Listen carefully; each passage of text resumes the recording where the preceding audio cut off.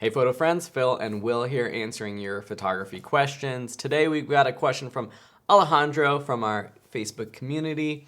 He asks, any advice on posture and posing for non-models? Is there any method you use?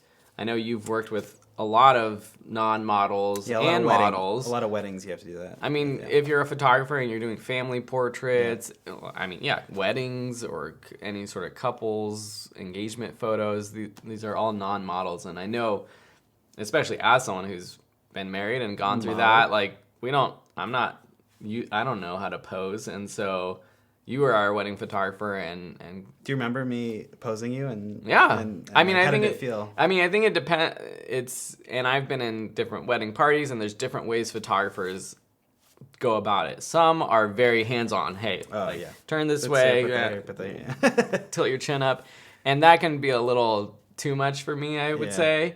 But sometimes it's nice to have a little bit of that extra help. I think there's a balance.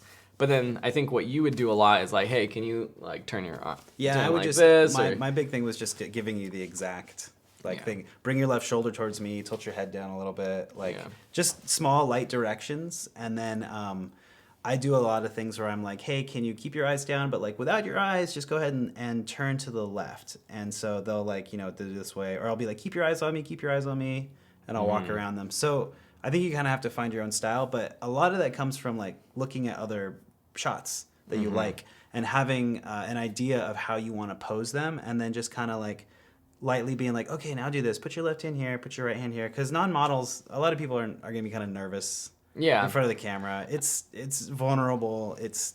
You have to be mellow. You have to be a friend, be relaxed. And I think over time you can build up a sort of shot list of your own that you can actually use and have on a phone. I saw this a lot when I was doing wedding videography. The photographers would be like, hey, like now we're doing this pose or whatever. And I know as like a couple posing or someone posing, when you can actually see what they're going for, it's like, oh, okay, that's what you want me to look like.